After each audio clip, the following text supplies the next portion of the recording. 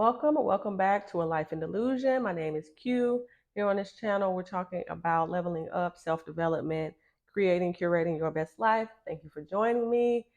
If you're interested in that kind of content, definitely go ahead and subscribe. I would love to have you here in this community. I'm really building the community in 2024, and I look forward to connecting and just conversing with everybody about their journey and what's helping them along the way so we can all benefit from that.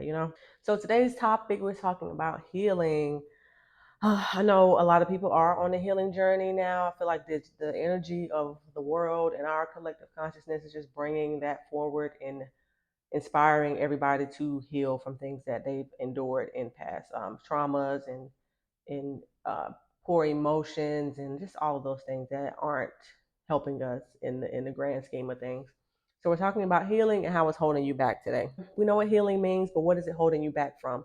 Not being healed can and likely will hold you back from gaining all the things you seek out in life, whether that's healthy relationships, financial prosperity, physical goals in your life, whether that's living in a certain place or looking a certain way, block you and slow you down at a minimum from gaining those things because you don't align with the kind of energy that having those things or having those relationships works with. Like being angry and hurt and scorned doesn't align with having healthy relationships.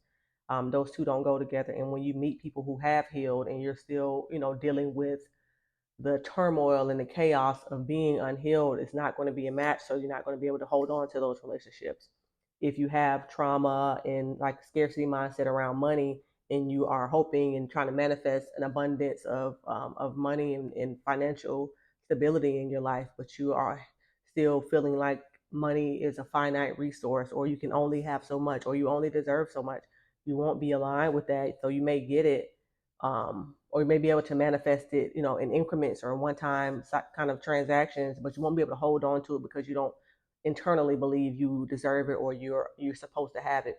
So like, for example, lottery winners, majority of them, I'll put the statistics on here. I can't recall off the top of my head, but the statistics here show that lottery winners, for the most part, if you check in with them a short time later, they are back in their previous financial state because they weren't aligned with wealth in that way. They weren't aligned to know how to manage the money in that way. They weren't aligned to understand and believe that they deserve that winning.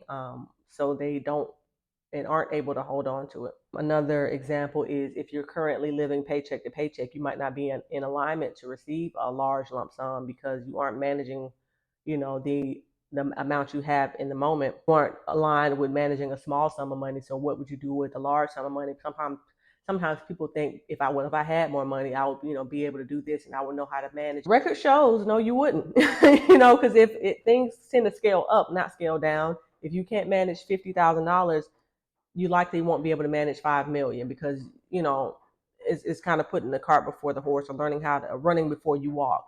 You have to crawl and then walk and then run and then sprint. It works that way. It doesn't work the other way around. So those kind of things are something to definitely keep in mind. Another good example would be seeking positive relationships, seeking a loving, generous, kind partner, when the whole time you aren't kind or generous or loving. You're hateful and you're stingy and you're rude and nasty. And just take a second to consider, you want these things sometimes, but why would a kind, loving, generous person want to be with somebody who's stingy and hateful and rude? That doesn't make sense. If it was the other way around and you were the kind person, you wouldn't want to be with somebody who was unkind. You wouldn't want to be with somebody who was not generous. So take that into account. Like when you're reaching out and desiring and manifesting these things, are you the type of person that can handle that? Are you the type of person that can be a steward to those things? Be a steward to your financial abundance. Be a steward to a healthy relationship and a healthy family dynamic and a healthy friendship dynamic. There are cases, and I feel like I've been blessed with this, someone to come into my life and provide a healing or an environment where I can continue to heal.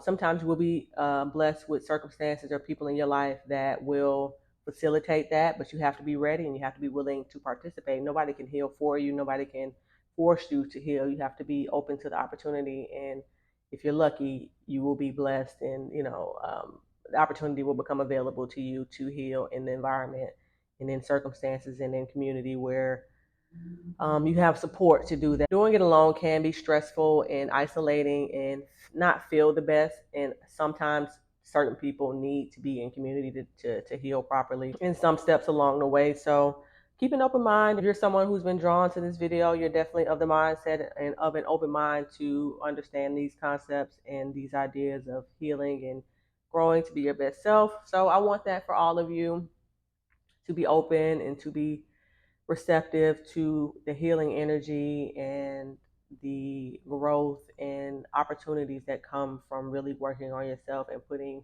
good energy out there and being a good and better person moving forward.